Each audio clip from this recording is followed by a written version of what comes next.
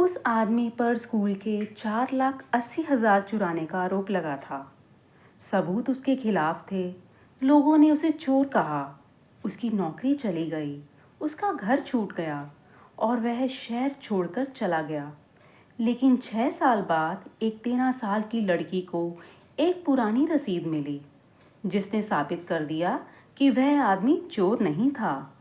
वह पैसे चुराकर किसी की जिंदगी बचाने की कोशिश कर रहा था।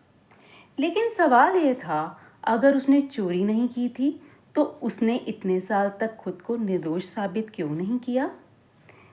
नमस्कार दोस्तों, स्वागत है आपका द स्टोरी बूम यूनिवर्स में। आज की कहानी का नाम है उसने स्कूल के पैसे चुराए थे या किसी की जिंदगी बचाई थी। शहर के पुराने हिस्से में एक सरकारी स्कूल था, ज्ञानदीप विद्यालय। स्कूल बहुत बड़ा नहीं था, लेकिन वहाँ पढ़ने वाले बच्चों के लिए वह पूरी दुनिया जैसा था। उसी स्कूल में पढ़ती थी मीरा। 13 साल की मीरा पढ़ाई में बहुत तेज़ थी, लेकिन उसकी सबसे बड़ी खासियत थी, वह किसी बात को बिना जाने सच नहीं मानती थी। एक दिन स्कूल की लाइब्रेरी में पुरानी किताबें व्यवस्थित करते समय उसे एक धूल भरी फाइल मिली। फाइल पर लिखा था, वित्तीय अनियमितता वर्ष 2020। मीरा को यह शब्द समझ नहीं आया। उसने फाइल खोल ली। अंदर एक पुराने कर्मचारी की फोटो लगी थी। नाम था विनय शर्मा। नीचे लिखा था, स्कूल के 4,80,000 गबन के लिए जिम्मेदार। मीरा ने फोटो को देखा। तभी लाइब्रेरियन ने उसके हाथ से फाइल ले ली। ये मत पढ़ो, मीरा ने पूछा। क्यों? लाइब्रेरियन बोली, पुरानी बात है, जिसने चोरी की थी वह अब यहाँ नहीं है। मीरा ने पूछा, क्या वह सच में चोर था?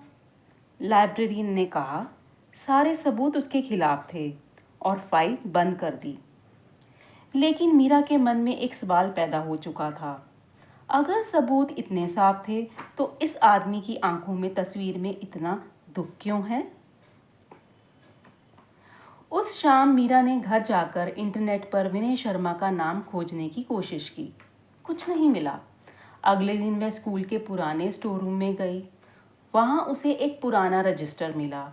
उसमें लिखा था, 4,80,000 भवन मरम्मत निधि, और उसके सामने भुगतान रोक दिया गया। मीरा चौंकी। फिर उसने दूसरी फाइल देखी। उसमें लिखा था, राशि अस्पताल में जमा। अस्पताल का नाम भी था। मीरा ने तुरंत कागज़ की फ़ोटो ले ली। अब उसके मन में पहला बड़ा सवाल था, स्कूल के पैसे अस्पताल में क्यों गए? अगले दिन मीरा अस्पताल पहुंची। पुराने रिकॉर्ड खोजने में उसे काफ़ी समय लगा। आखिर उसे 6 साल पुरानी एक एंट्री मिली। नाम था अनन्या शर्मा। उम्र 7 वर्ष। इलाज आपातकालीन ऑपरेशन। और भुगतान करने वाले का नाम विनय शर्मा। मीरा कुछ पल तक उस कागज़ को देखती रही। विनय शर्मा और अनन्या शर्मा, क्या ये उसकी बेटी थी? मीरा ने अस्पताल की पुरानी नर्स से पूछा। नर्स को नाम याद था। उन्होंने कहा, अनन्या बहुत गंभीर हालत में लाई गई थी। उसके पिता बहुत परेशान थे। मीरा ने पूछा, क्या उसके पिता ने स्कूल के पैसे दिए थे? नर्स अचानक चुप हो गईं। फिर बोली, ये बात मुझे नहीं पता। मीरा बाहर आ गई। लेकिन अब उसे यकीन था, कहानी में कुछ ऐसा था जो स्कूल के रिकॉर्ड में नहीं लिखा गया था।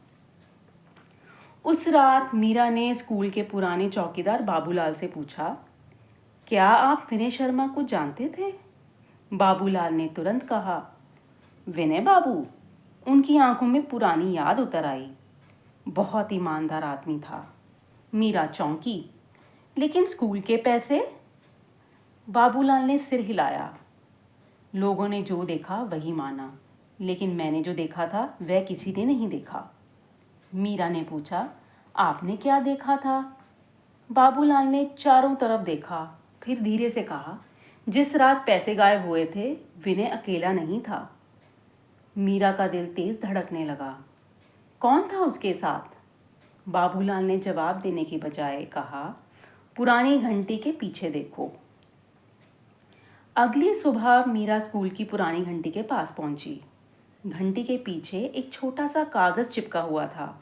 उस पर सिर्फ एक तारीख लिखी थी, 17 जुलाई 2020। मीरा ने स्कूल का पुराना उपस्थित रजिस्टर निकाला। उस दिन स्कूल में 3 कर्मचारी थे, विनय शर्मा, प्रधानाचार्य और अकाउंटेंट राजीव कपूर। मीरा के मन में सवाल उठा, अगर विनय अकेला नहीं था तो राजीव कहाँ था? मीरा ने पुराने रिकॉर्ड खंगालने शुरू किए। राजीव कपूर ने उसी महीने नौकरी छोड़ दी थी।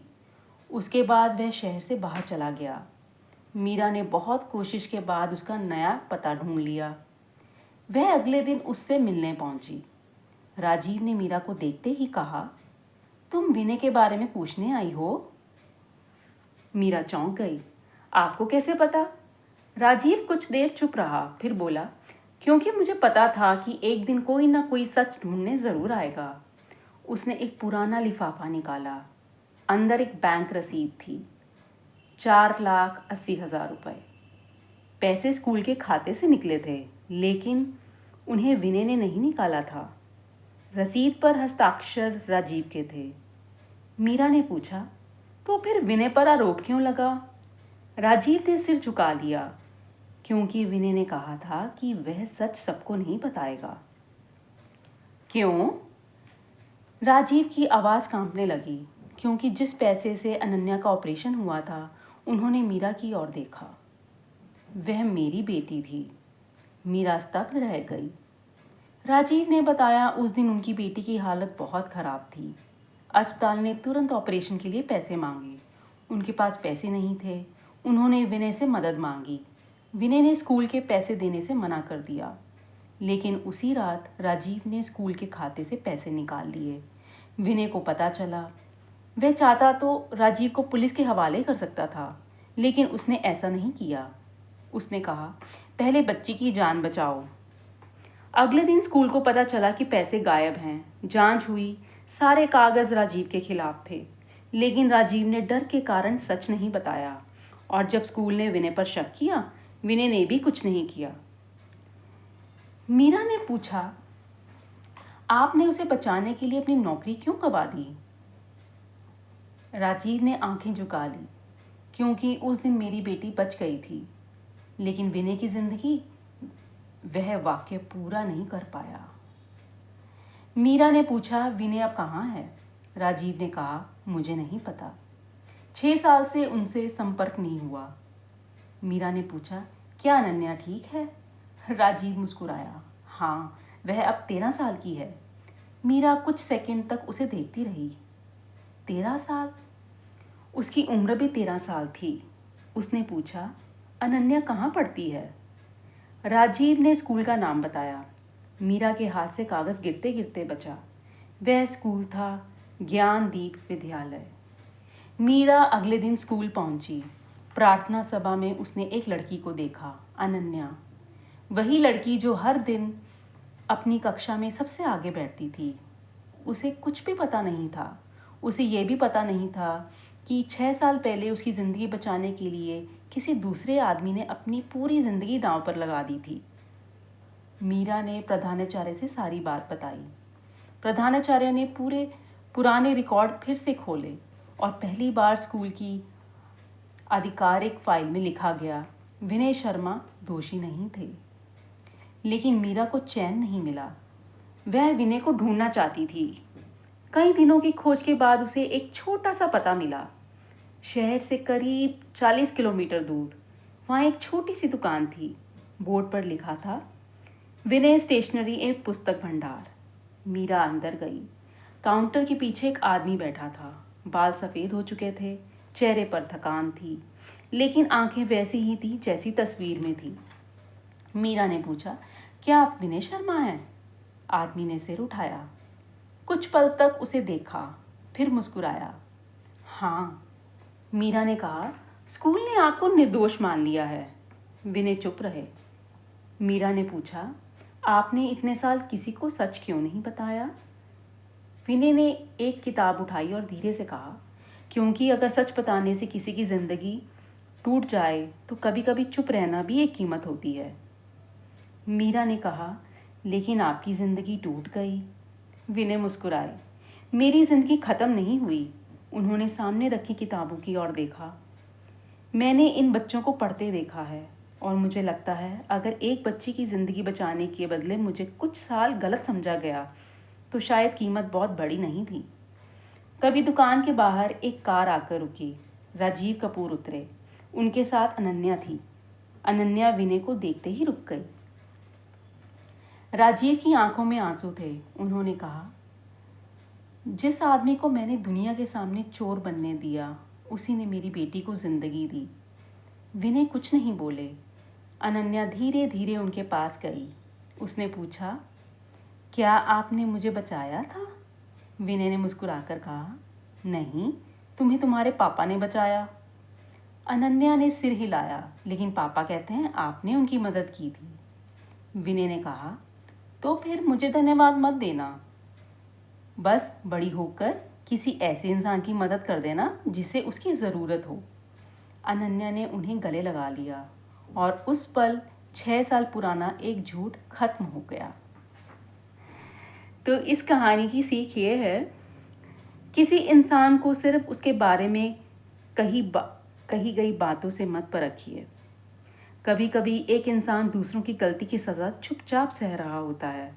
और उससे भी बड़ी बात, अच्छाई का असली मूल्य तब पता चलता है जब उसके बदले में ना सम्मान मिले, ना पैसा, ना धन्यवाद। फिर भी अगर इंसान सही काम करता रहे तो वही असली इंसानियत है। तो दोस्तों, आज की कहानी में सबसे बड़ा सवाल यह नहीं था कि 4,80,000 किसने दिए थे। सबसे बड़ा सवाल था, जब किसी एक इंसान की ज़िंदगी बचाने और अपनी इज्जत बचाने में से एक चुनना पड़े तो हम क्या चुनेंगे। विनय ने अपनी इज्जत खो दी, लेकिन किसी की ज़िंदगी बचा ली और शायद इसी वजह से 6 साल बाद भी उसका सच जिंदा रहा। अगर आपको लगता है कि किसी इंसान को बिना पूरी सच्चाई जाने जज नहीं करना चाहिए तो कमेंट में लिखिए। हर कहानी के 2 पहलू होते हैं।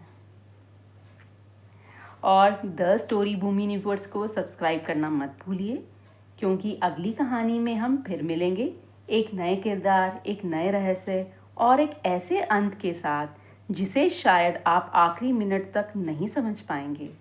नमस्कार।